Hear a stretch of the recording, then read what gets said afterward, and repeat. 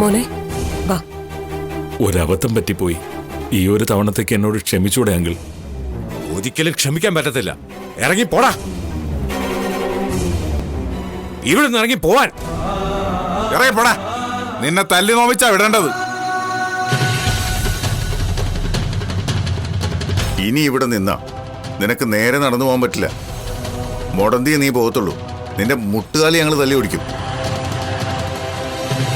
നോക്കി നിൽക്കാതെ പോടാ. പോവാം. അത് പിന്നെ ഈ 2 കുട്ടികളെയും കൊണ്ട് ഞാൻ നാഗേട്ടനോടൊപ്പം വന്നാ നമ്മുടെ കുഞ്ഞുങ്ങളുടെ കാര്യം കഷ്ടത്തിലാവില്ലേ? നീ പുറപ്പെടാൻ വേണ്ടിയല്ലേ എന്നോടൊപ്പം വന്നത്? എനിക്ക് ജീവിക്കണം.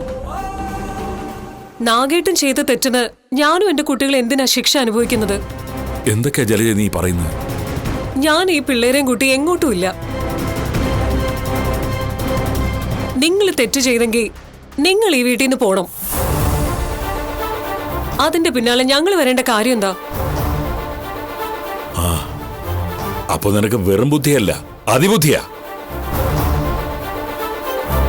അങ്കിളെ, എനിക്ക് ചിലത് പറയാനുണ്ട്. നീ ഒന്നും പറയണ്ട, എനിക്കൊന്നും കേൾക്കുകയും വേണ്ട. നിന്റെ ഭാര്യയും മക്കളും നിനക്കൊപ്പം വരാൻ തയ്യാറല്ലെങ്കിൽ നീ തനിച്ചു പോണം. പോകുന്നതിന് മുമ്പ് എനിക്ക് കുറച്ച് കാര്യങ്ങൾ പറയാനുണ്ട്. നീ ഒന്നും പറയണ്ടെന്ന് പറഞ്ഞില്ലേ? സ്വർണത്തിൽ മായം കലർത്തി അച്ഛനെ ഈ കുടുംബത്തെ നാണം കെടുത്തി. ഇനി അയാൾ സ്വയം ന്യായീകരിക്കാൻ നിൽക്കുക. പൊയ്ക്കൂടോ തനിക്ക്. ഇറങ്ങി പോടാ.